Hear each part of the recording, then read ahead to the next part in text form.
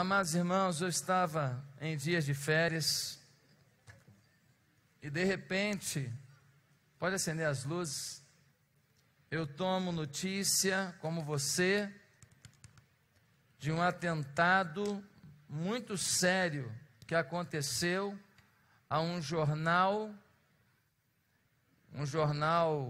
de humor, um humor talvez questionável, um humor talvez que não seja o mais apropriado, mas isso não vem ao caso. Fato é que um jornal recebe 2 terroristas que invadem aquele jornal e começam a atirar, e se não me engano, 12 pessoas são mortas. Fora os feridos.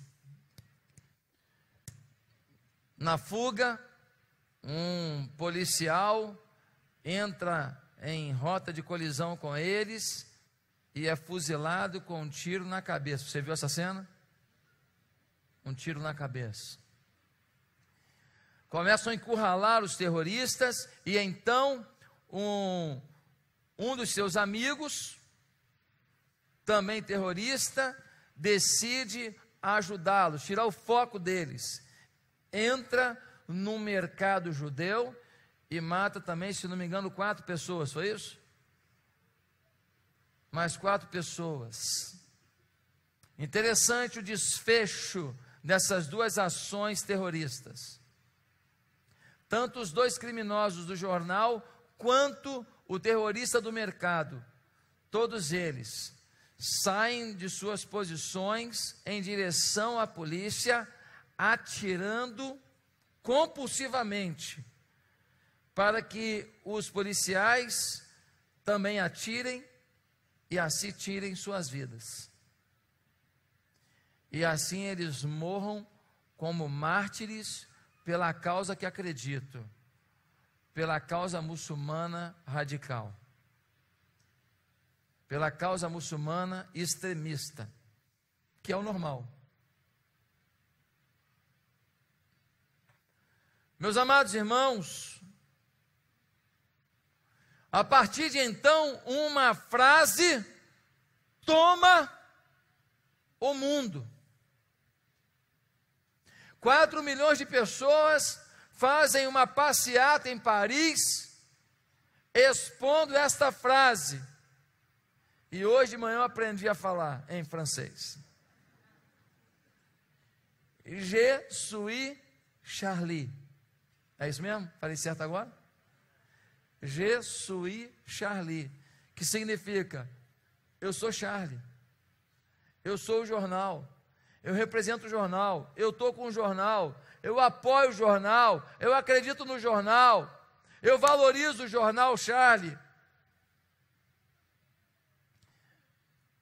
Meus amados irmãos, sabe o que isso vai significar para a grande guerra dos radicais muçulmanos?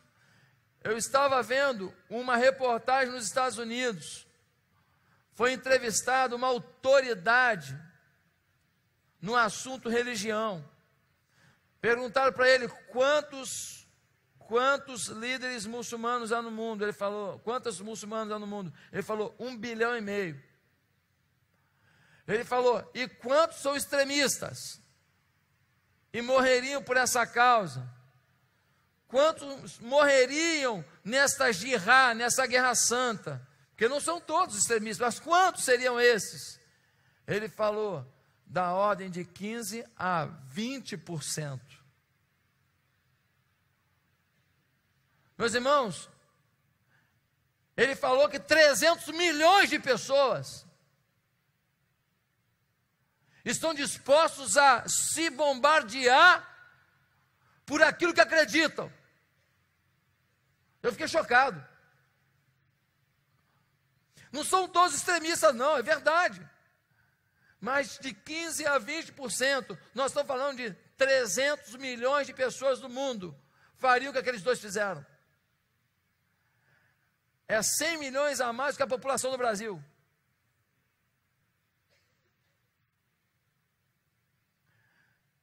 Sabe o que essa frase, Je suis Charlie, vai fazer para impedir isso? Nada. Absolutamente nada. Nenhum extremista, terrorista, está pouco ligando para uma frase que se coloca no peito, escrito, Je suis Charlie, eu sou Charlie, eu estou com um jornal. Ah, pastor, esse povo lá de fora é esquisito, o povo lá de fora é esquisito e daqui de dentro. Um dia desse aumentaram as tarifas de ônibus, não foi? A corrupção pegando fogo no Brasil, é mensalão, nem tinha o petrolão ainda. Obrigado, meu filho, valeu. Fica melhor na televisão, não fica?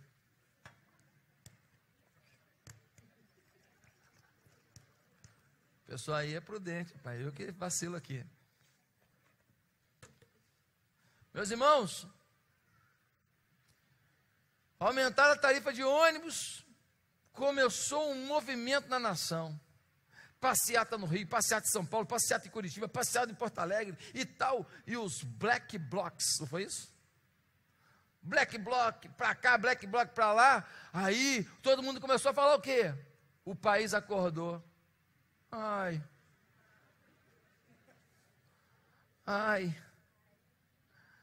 Meses depois, eleição no país. Nunca teve uma eleição tão mentirosa. Pessoas que tinham mais tempo na televisão falavam as mesmas mentiras 20 vezes. E quem tinha menos tempo falava uma verdade uma vez. Prevaleceu a mentira. Prevaleceu a mentira e o poder econômico. E gente ruim e corrupta foi eleita por esse país afora do mesmo jeito. Ah, mas mudou o Congresso, mudou isso, mudou. Mas, meu irmão, tinha que ser metamorfose. Tinha que ser borboleta, em vez de lagarta. E as tarifas já subiram, todas. E nós estamos aí pagando. Sabe por quê, irmão? Porque Je suis Charlie não muda nada. E nem Je suis Black Bloc muda nada. Mas é o que eu quero propor uma frase hoje. E em vez de Je suis Charlie, eu quero propor a seguinte frase: Je suis Jesus. Essa muda. Je suis Jesus. Essa muda. Essa muda a história. Essa muda o pensamento.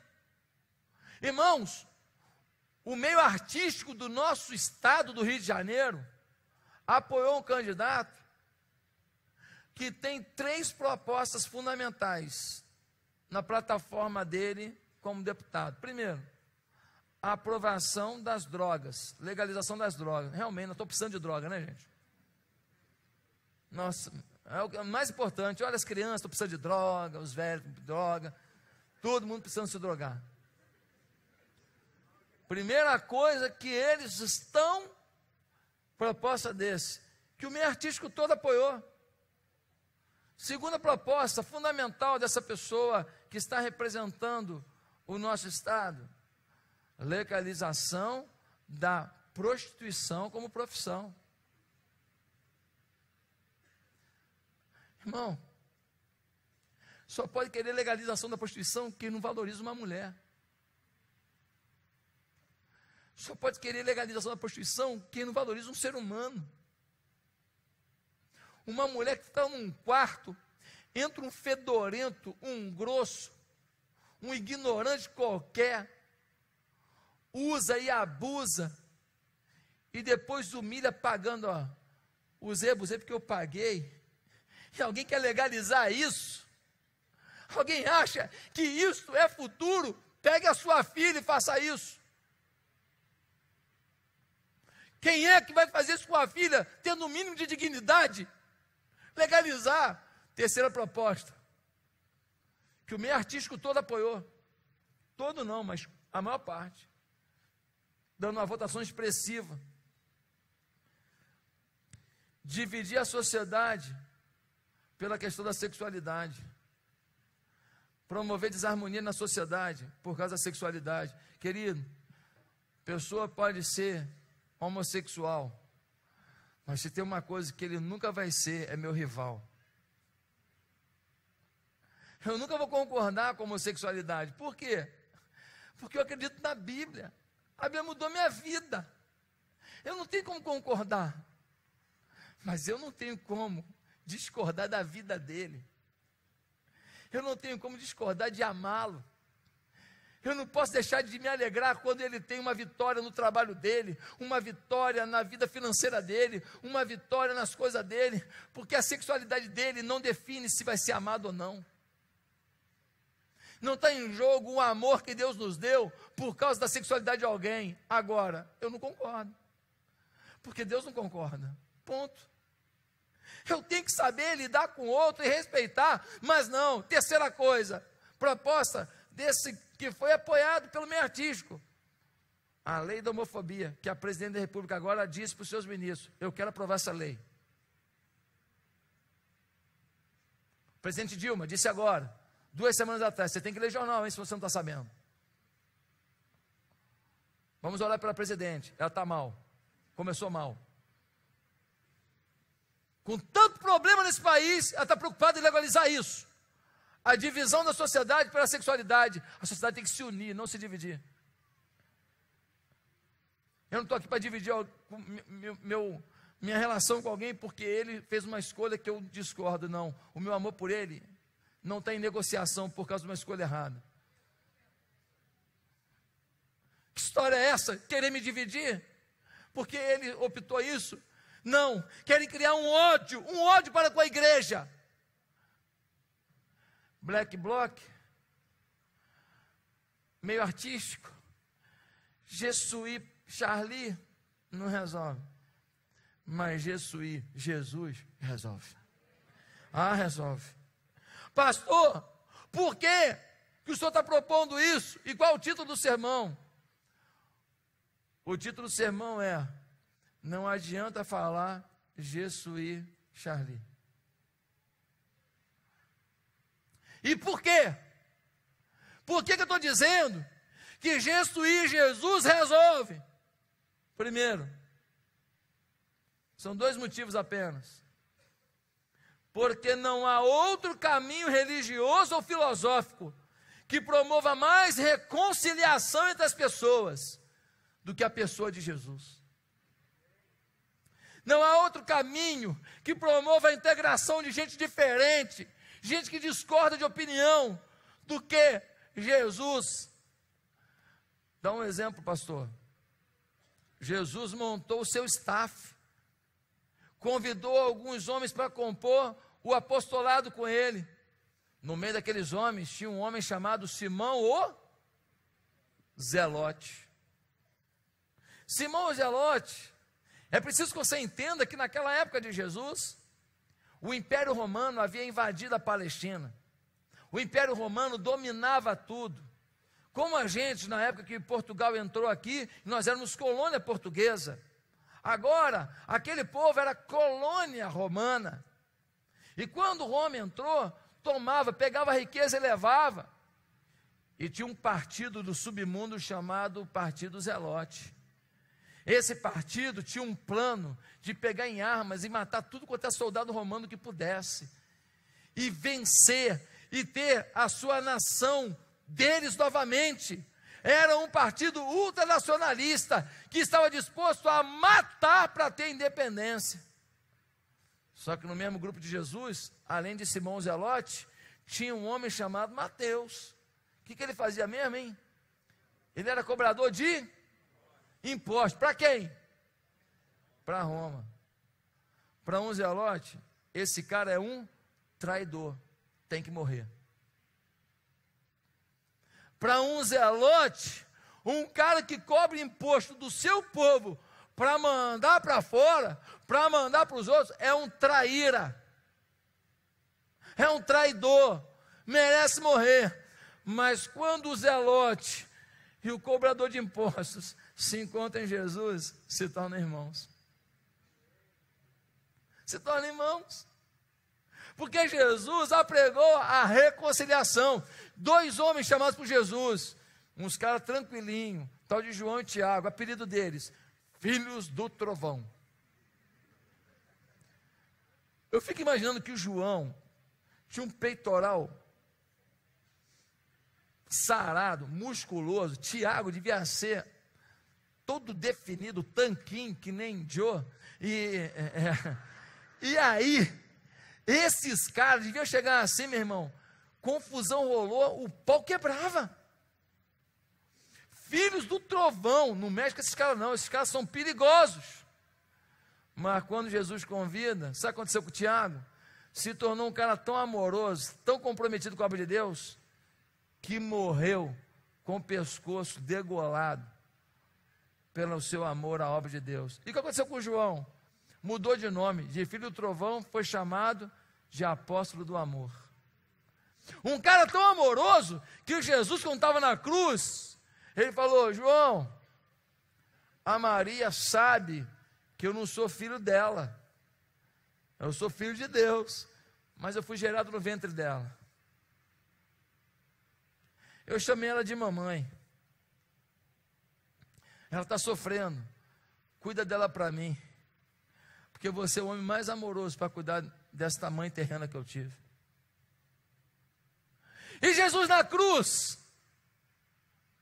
Jesus só pregou amor, ensinou, deu carinho, deu atenção, fez de tudo, fez milagre, ressuscitou gente.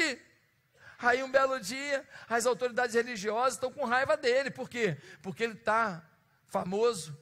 Aonde ele chega, multidão se aglomera. Os líderes religiosos falaram: poxa, nós estamos sem moral nenhuma, esse Jesus levou toda a fama agora. Eles provocam o povo. Jesus é levado para ser entrevistado pelo sumo sacerdote e depois por Pilatos. Meus amados irmãos, quando Pilatos vai entrevistar Jesus, no final ele coloca na mão do povo, e ele fala: gente, eu tenho aqui Barrabás, assassino, ladrão, sem vergonha, e eu tenho Jesus. O que eu faço com Barrabás? O pessoal falou: liberta. O que eu faço com Jesus? Não foi a autoridade religiosa não, foi o povo. O povo, Maria vai com as outras. Falou: sabe o quê? Crucificam. Crucificam. Um guarda já dá um tapa dentro da cara de Jesus, o outro já dá uma cusparada no meio da cara de Jesus, ele sai dali, vai para um açoite, tiras de couro, pedaços de metal na ponta das tiras de couro, aquilo rasga as suas costas todas, arranca a sua epiderme toda. Depois, para fazer chacota, eles colocam sobre ele uma coroa de espinhos. Você não é o rei dos judeus? Toma uma coroa então, uma coroa de espinhos. Para que a coroa fique cravada na sua cabeça, eles batem com um pedaço de pau na cabeça, ela crava no couro cabeludo. Imagina a dor disso. O sangue jorra pela sua face, ele com aquela roupinha, aquele manto em cima como fosse um rei, um manto de rei, com as costas latejando de dor. Pegam uma cruz e dão nas costas dele, carrega. E açoite em cima, e o mestre carregando a cruz. E o povo rindo, chacota. O povo, você e eu somos o povo. Chegou a hora da crucificação. Momento final, ele está prestes a morrer. Ele faz um pedido ao Pai. Qual foi? Pai, perdoa-lhes, porque não sabem o que fazem. Os conflitos relacionais da sociedade não serão vencidos com Jesus, Charlie, mas serão vencidos com Jesus e Jesus. Por quê? Porque ele é o único caminho de reconciliação. Nenhuma entidade, filosofia, religião promove o que o cristianismo promove. Só o cristianismo. Só Jesus. O irmão da nossa igreja foi fazer uma visita na Palestina. Chegou na Palestina, entrou numa igreja, irmãos. Encontrou judeus e palestinos abraçados, chorando e louvando a Deus juntos. Porque Jesus é ponto de encontro. Aos pés da cruz o amor flui. Palestinos e judeus adorando, nem ao judaísmo, nem ao islamismo, mas a um Cristo vivo, que mudou suas vidas. Meu amado irmão, se nós não entendermos que temos que caminhar com isso no coração, Jesus, nós não vamos mudar a história, não. Nós não vamos mudar a história do nosso país, da nossa nação. Está faltando reconciliação na tua casa? Pastor, estou querendo que o meu filho entenda isso, meu marido entenda aquilo, estou querendo que o meu casamento aconteça isso, querido. Quando a gente está precisando de reconciliação em casa, restauração em casa, e a gente está tentando, não está funcionando, eu queria te fazer uma proposta. Bota uma frase na sua vida: Jesus, vai para Jesus, se dedica a Jesus, se entrega a Jesus, busca a Jesus, se derrama em Jesus, porque Jesus vai lá e dá o recado. Jesus vai lá e quebranta, Jesus vai lá e traz de volta, Jesus vai lá e reconcilia. Nós queremos às vezes fazer as coisas na nossa energia, no nosso talento, na nossa possibilidade. Não vai dar, porque nossas ações são limitadas. Nem Charlie e nem você, mas Jesus pode. Ele é o princípio, Ele é o fim, Ele é tudo. Pastor, estou com dificuldade na minha vida profissional, quanta coisa. Querido, não abra mão de ser Jesus. Fale de Jesus, seja Jesus, mostre Jesus, revele Jesus. Ele abre a porta, Ele dá um caminho, Ele dá uma direção. Creia nisso, viva isso, busque isso. Transforme Jesus na sua palavra de ordem, transforme Jesus na sua conversa que não pode faltar, transforme Jesus no seu diálogo preferido, transforme Jesus na sua pesquisa melhor na internet, transforme Jesus no seu alvo diário, porque Ele resolve, Ele muda essa cidade e vai mudar, Ele muda o nosso estado e vai mudar. Ele tem mudado a nossa história, Ele é Senhor de todas as coisas. Porque então, queridos, os conflitos relacionais da sociedade serão resolvidos em Jesus, porque não há outro caminho religioso ou filosófico que promova mais reconciliação entre as pessoas, que a pessoa de Jesus. E em segundo lugar, porque os conflitos relacionais da sociedade serão vencidos se a gente declarar Jesus, porque só em Jesus as pessoas encontram mais que uma religião, elas encontram o próprio Deus. 2 homens tremendamente armados entram num jornal em favor de uma fé religiosa, mas eles não conhecem Alá. Eles conhecem a distorção, eles conhecem o desequilíbrio, eles conhecem o ódio, eles conhecem uma religião que mata para se prevalecer. Eles não conhecem o Deus Todo-Poderoso, o Alá de verdade. Eles não conhecem. Eles foram e ficaram satisfeitos quando saíram de lá, mataram 2 pessoas, deixaram um monte de gente ensanguentada, saíram. Antes de entrar no carro, deram um brado de vitória. E honramos Maomé. E depois se abraçaram. Vocês viram o vídeo? Fizeram em prol do que acreditam. Duro é a gente dizer que acredita e não ter a mesma pegada.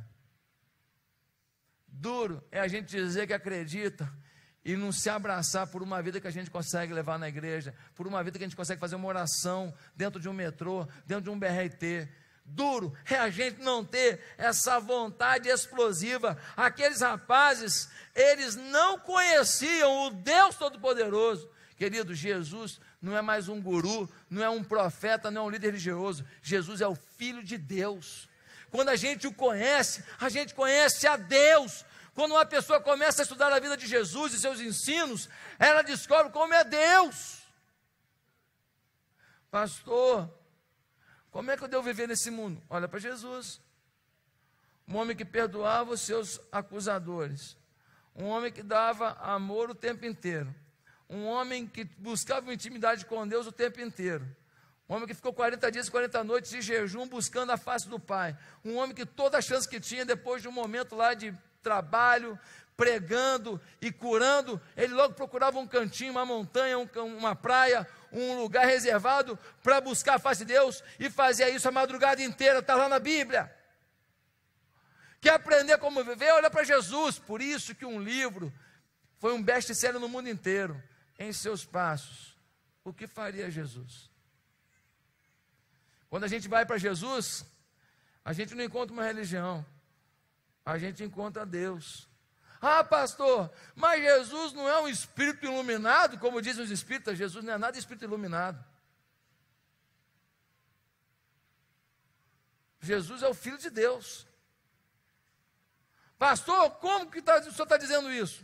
Ele mesmo disse, João capítulo 10, versículo 30, diz assim: eu e o Pai somos um.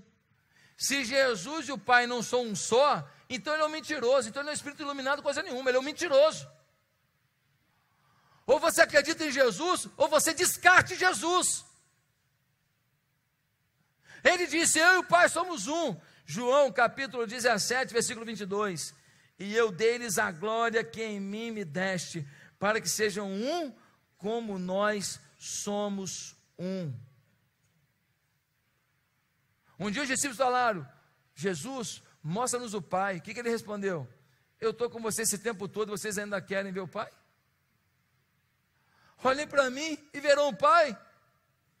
Irmãos, essa é uma verdade central do Evangelho. Jesus não é apenas um cara legal, que fala coisa bonitinha. Ele é o Filho de Deus, Ele é o Salvador. Ele se entregou numa cruz por nós, e nele nós podemos todas as coisas.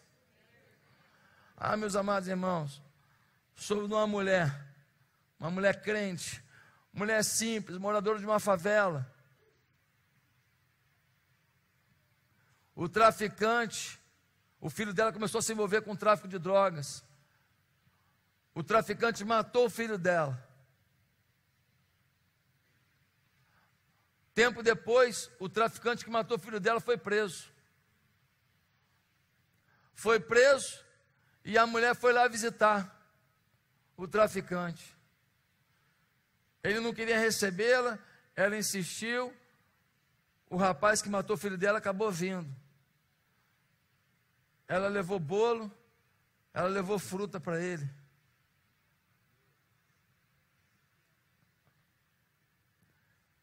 Chegou lá e perguntou, como é que você está? O que você está precisando? Incomodado, ele não levantava a cabeça. De cabeça baixa. Incomodado, sem entender nada, finalmente perguntou, moço, por que a senhora está fazendo isso?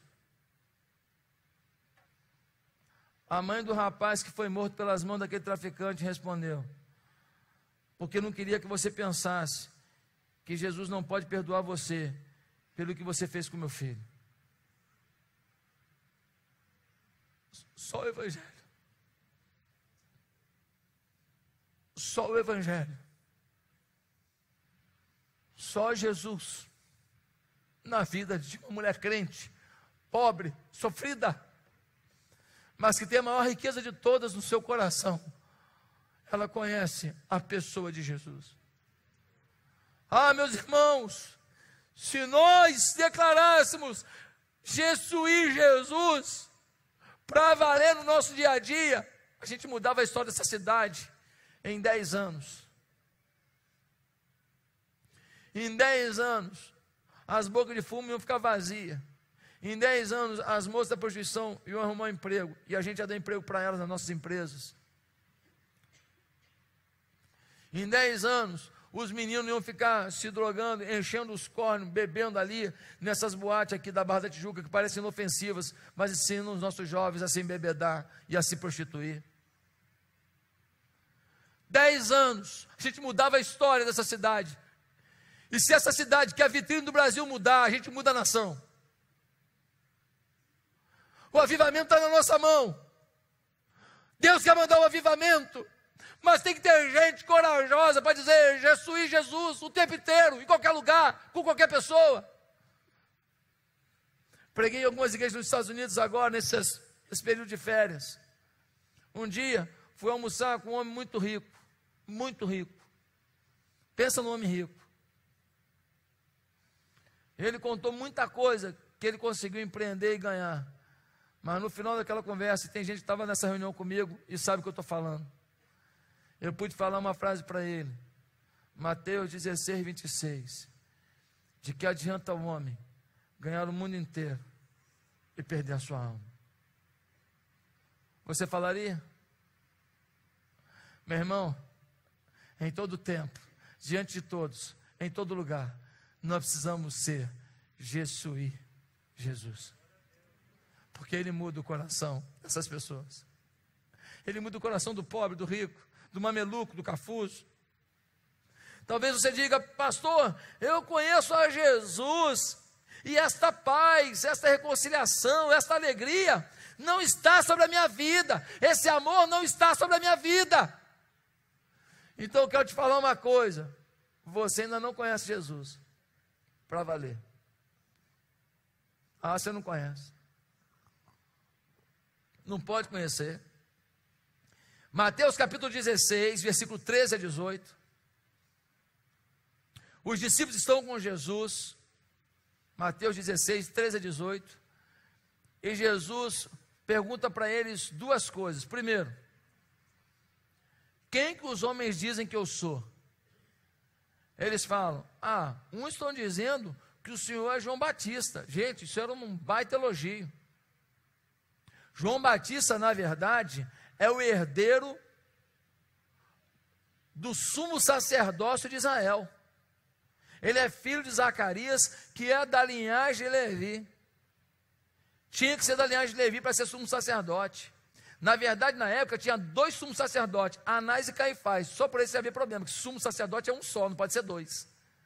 Mas é porque um era o oficial, o outro era o que foi colocado para fazer o que eles queriam. E calaram o primeiro, Anás e Caifás, o seu genro. Mas o sumo sacerdócio, a liderança espiritual da nação de Israel, pertencia a um homem que não comeu da comida do templo, mas comeu gafanhoto e mel. Que não frequentou o templo, mas que foi habitar no deserto. Que não botou roupas sacerdotais, mas foi botar uma roupa de camelo. Pele de camelo. João Batista era a personificação da destruição do sacerdócio em Israel. O povo estava longe de Deus. Eles falam, uns dizem o Senhor João Batista, um elogio. Outros dizem assim, que o Senhor é Elias, um baita profeta, um homem tremendo. Mas aí Jesus faz uma segunda pergunta, e vós, quem dizeis que eu sou? Sempre Pedro para frentex. Pedro para frentex, Senhor, tu és o Filho do Deus vivo. Jesus falou, sempre você, Pedro. E Jesus fala para ele, disseste bem, porque eu o sou. Eu não sou Elias, João Batista, pessoas maravilhosas, mas eu sou algo muito acima disso. Eu não sou profeta, eu não sou sumo sacerdote, eu sou o Filho do Deus vivo, eu sou Deus encarnado. Quem vem a mim, de maneira nenhuma lançarei fora. Quem vem a mim será transformado. Quem me conhecer terá unção do céu sobre si. Meus amados, a resposta não apenas declara sobre Jesus, mas declara sobre quem responde a pergunta. Pedro declarou que estava preparado para um dia ser o grande líder daquela igreja que foi implantada em Israel, porque ele reconhecia a autoridade e a unção sobre Jesus. O pastor Eovaldo Ramos, ele conta uma situação muito interessante. Ele conta que um missionário mostrou para ele um panfleto que os muçulmanos estavam usando para evangelizar. O panfleto dizia assim: eu conheço Jesus, você conhece Muhammad? Provocando as pessoas a quererem saber mais de Muhammad. Eu conheço Jesus, você conhece Muhammad? E então, quando deram esse folhetinho para o pastor Ariovaldo Ramos, que é uma pessoa extremamente inteligente, perguntaram para ele: qual seria a sua resposta se o muçulmano lhe desse esse folheto? Agora ouça a resposta do pastor Ariovaldo Ramos. Ele disse: se alguém me entregasse esse folheto, eu diria: você não conhece Jesus, porque se você conhecesse, você seria cristão.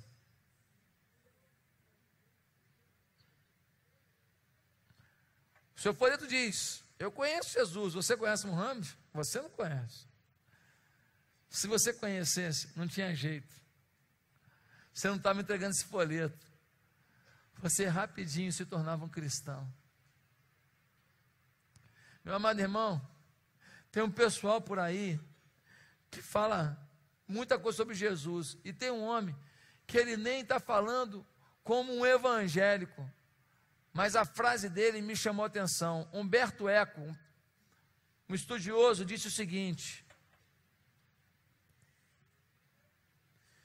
eu tenho uma dívida com a igreja, pois mesmo que Jesus não existisse, o simples fato de haver um grupo de seres humanos capaz de imaginar alguém como ele traz esperança para a humanidade.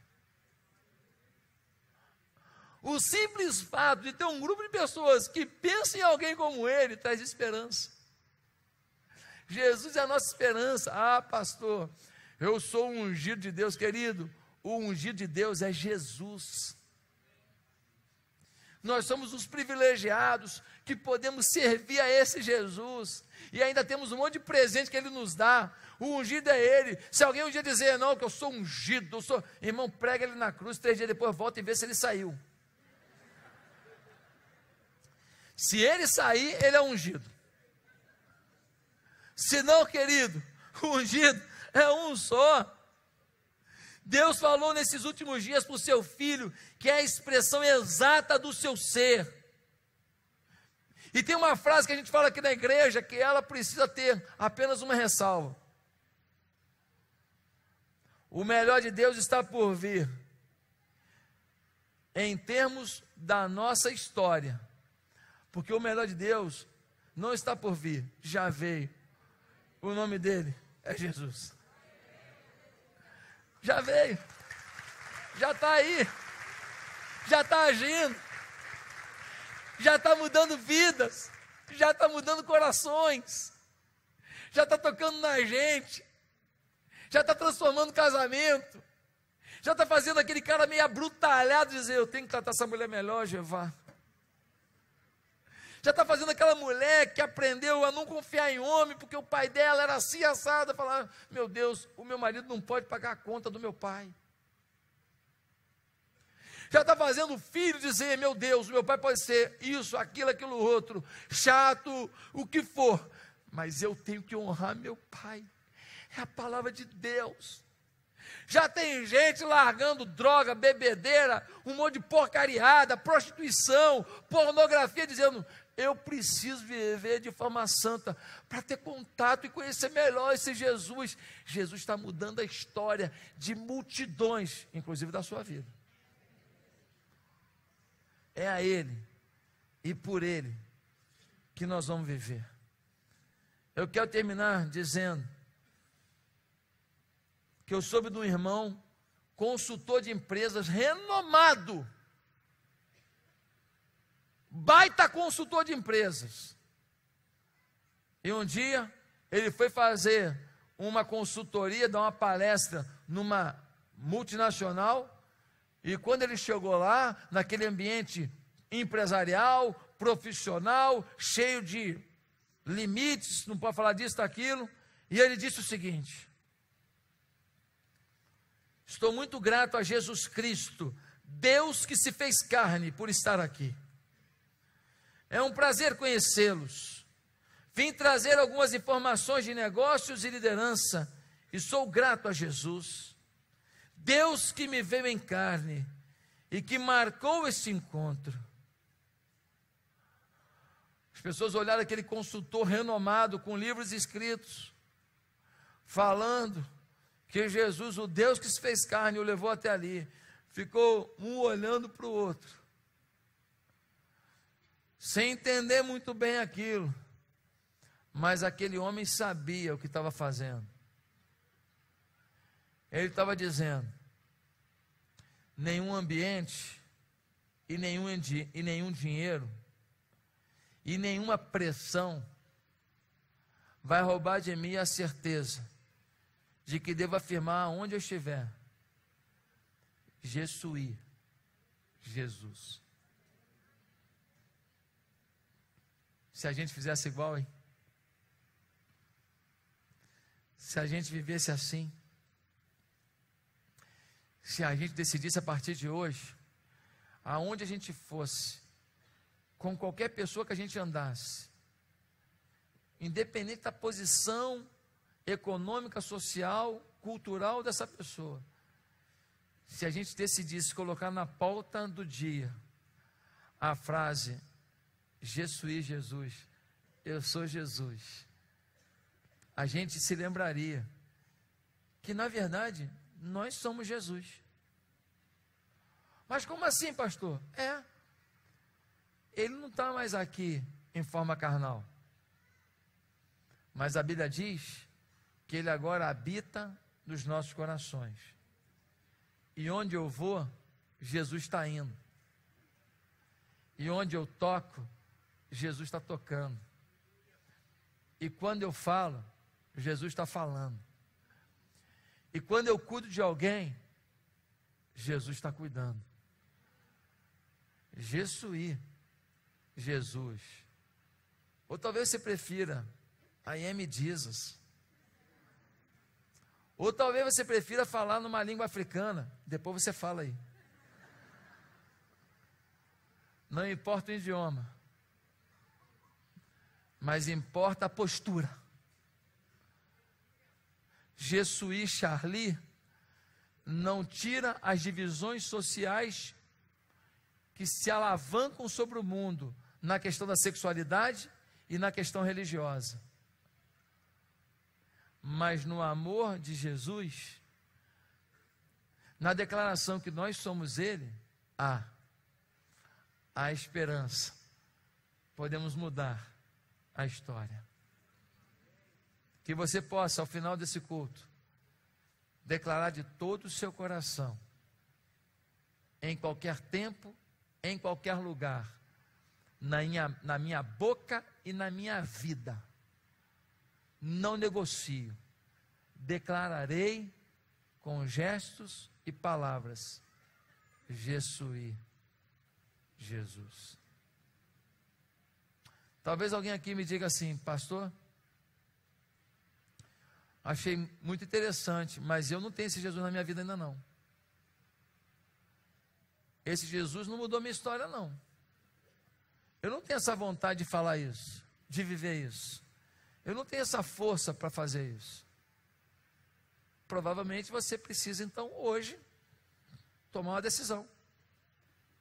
Tudo começa com uma decisão. Um dia eu decidi ser pastor. Eu era analista de sistemas, trabalhava numa multinacional americana, decidi ser pastor.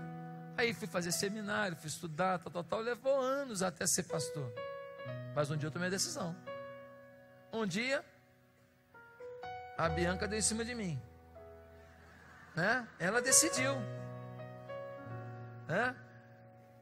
E aí ela ficou, né? Investiu, né? E eu investi. E a gente se conheceu no retiro de carnaval da Convenção Batista Carioca. A gente não casou no mesmo dia, mas a gente decidiu namorar de forma bíblica, de forma bonita. de forma que eu agora pudesse ser pastor e pregar sem vergonha dela.